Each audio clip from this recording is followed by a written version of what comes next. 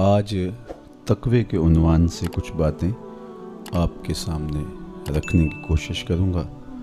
اللہ جل شانہ میری زبان پر کلمۃ الحق جاری فرمائے۔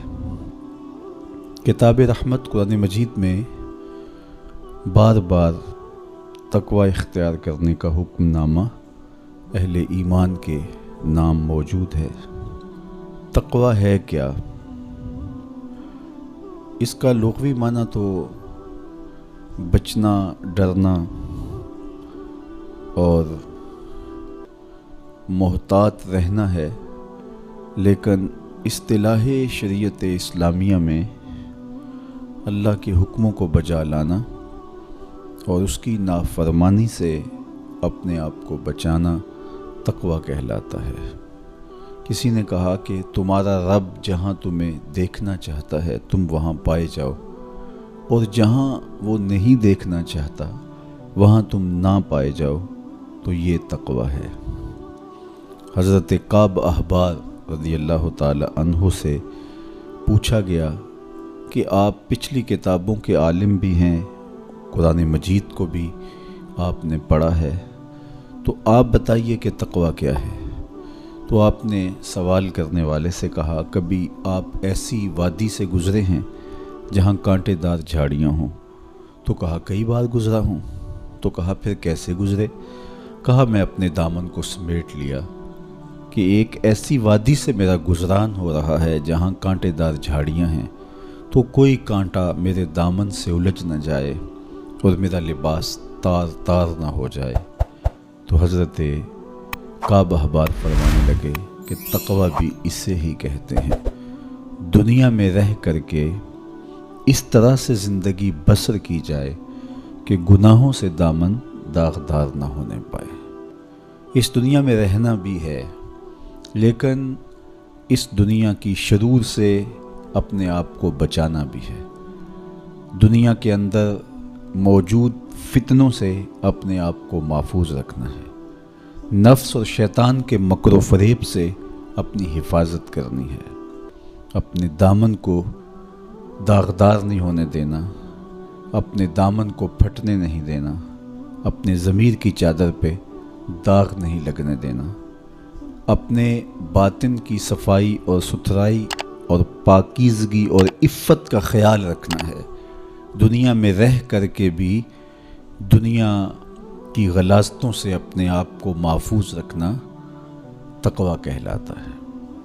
کہا اس دنیا میں اس طرح رہو جس طرح کشتی پانی میں رہتی ہے، پانی میں رہنے کے باوجود اپنے اندر پانی نہیں آنے دیتی، چونکہ اگر کشتی پانی میں رہے تو خیر ہے، خود بھی تیرے گی اور اپنے اوپر بیٹھے سواروں کو بھی کنارے تک لے جائے گی، لیکن اگر پانی کشتی میں داخل ہونا شروع ہو گیا تو خود بھی ڈوبے گی اور جو اس کے اوپر سوار ہوں گے وہ بھی ڈوب جائیں گے۔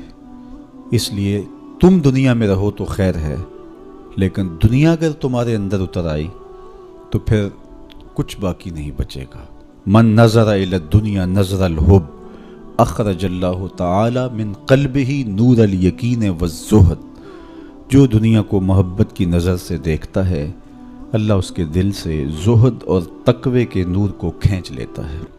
اس لیے اس دنیا میں رہ کر کے بھی اس دنیا سے اپنے آپ کو محفوظ رکھنا ہے۔ اپنی ضرورت کا ضرور رزق جمع کریں، ضرورت سے زائد کمائیں، تو ساتھ یہ نیت جڑی ہو کہ معاشرے کے وہ لوگ جو کمانے کی اہلیت نہیں رکھتے میں ان کی ضرورت کو پورا کروں گا، تو یہ دنیا نہیں یہ دین ہوتا ہے۔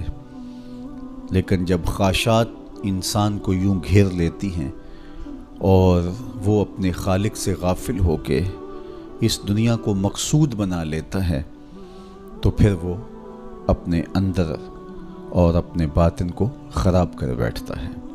تو کعب احبار فرمانے لگے کہ تقوی یہ ہے کہ تم اپنے آپ کو جس طرح کانٹے دار جھاڑیوں کے اندر سے گزارتے ہوئے دامن بچاتے ہو، اور کوئی کانٹا تمہارے دامن سے الجھ کر تمہارے دامن کو تار تار نہ کر دے، تمہارا دامن پھٹ نہ جائے، تو احتیاط سے گزرتے ہو تو دنیا میں بھی یوں محتاط رہو اور اپنے آپ کو گناہوں سے آلودہ نہ ہونے دو۔ حضرت سیدنا علی المرتضیٰ رضی اللہ تعالی عنہ سے تقوی کے حوالے سے دریافت کیا گیا تو آپ نے بڑی جامع تعریف ارشاد کی۔ فرمایا کہ تقوی کیا ہے؟ فرمایا کہ تقوی یہ ہے کہ تم اللہ سے ڈرتے رہو، خوف خدا تمہارے سینے میں موجود رہے، قرآن مجید پر تمہارا عمل رہے،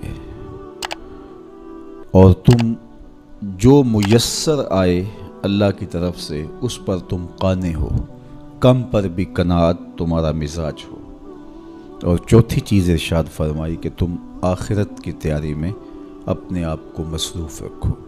یہ 4 وصف اگر تمہارے اندر موجود ہیں تو تم متقی کہلاؤ گے۔ سب سے پہلا وصف کیا ہے کہ اپنے آپ کو اللہ جل شانہ کے خوف میں مبتلا رکھو، اللہ کا ڈر تمہارے سینے میں موجود رہے۔ اللہ کا ڈر کس معنی اور کس مفہوم میں ہونا چاہیے؟ عمومی طور پہ بندہ جس شے سے ڈرتا ہے اس سے وحشت بھی کرتا ہے، اس سے نفرت بھی کرتا ہے۔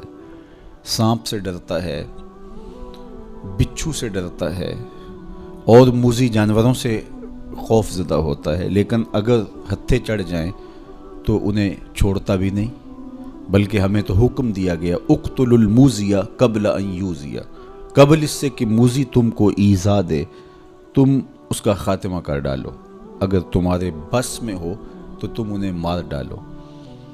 تو عمومی طور پہ بندہ جس سے ڈرتا ہے اس سے نفرت بھی کرتا ہے، لیکن اللہ سے بندہ ڈرتا بھی ہے، اس سے محبت بھی کرتا ہے۔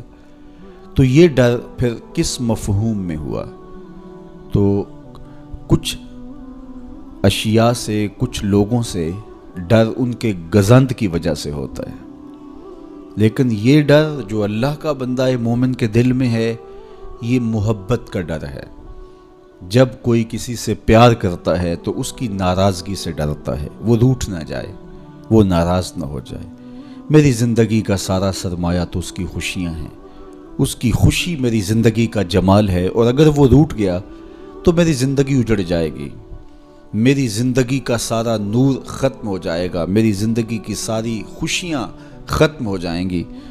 تو اللہ سے ڈرنے کا مفہوم بھی یہی ہے کہ جب بندہ اس سے پیار کرتا ہے، اور مومن کی شان ہے والذین آمنوا اشد حبا للہ، جو اہل ایمان ہیں وہ سب سے زیادہ اپنے رب سے محبت کرتے ہیں، ٹوٹ کے چاہتے ہیں اپنے رب کو۔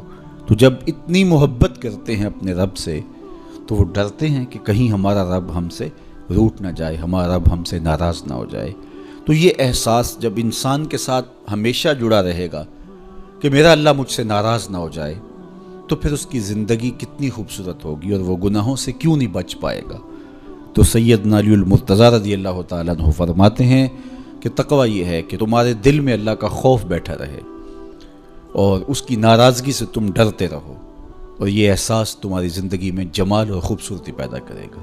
دوسری بات، قرآن مجید پر تمہارا عمل ہو۔ جب کتاب اللہ تمہاری رہنما بن جائے اور تم اپنی زندگی کے سارے عمل کتاب اللہ کی بتائی ہوئی تعلیمات کے مطابق کرو گے تو پھر اس کا عملی نتیجہ تو خوبصورت ہوگا۔ جب تھیوری اچھی ہوگی تو پریکٹیکل بھی اچھا آئے گا۔ جب تم قرآن کے بتائے ہوئے طریقے کے مطابق زندگی بسر کرو گے تو کیسے نہیں ہوگا کہ تمہاری زندگی خوبصورت زندگی ہوگی اور تم کامیاب اور بامراد اور خوش نصیب شخص قرار پاؤ گے۔ اس لیے قرآن مجید پہ عمل اپنی زندگی میں لازم کر لو۔ یہ تمہارے رب نے تمہارے نام رسول کریم صلی اللہ علیہ وآلہ وسلم کی وساطت سے ایک پیغام بھیجا ہے، مکمل ضابطہ حیات ہے، دستور زندگی ہے۔ اس کتاب سے وابستگی، دل بستگی، تعلق کی خاطر تمہیں کبھی رسوا نہیں ہونے دے گا، تمہیں کبھی بے مراد نہیں ہونے دے گا، تمہیں کبھی نقصان میں نہیں پڑنے دے گا، تمہیں ناکام نہیں ہونے دے گا۔ تم ہمیشہ سرخرو ہوگے، کامیاب ہو جاؤ گے، بامراد رہو گے، عزتیں اور وقار تمہارا مقسوم ہوگا اگر اس کتاب کے ساتھ تمہارا تعلق مضبوط ہوا۔ تیسری بات، جو تمہیں میسر ہو اس پر قناعت کرو۔ میسر پر قناعت کرنے کی عادت بن جائے تو زندگی کی تلخیاں ختم ہو جاتی ہیں۔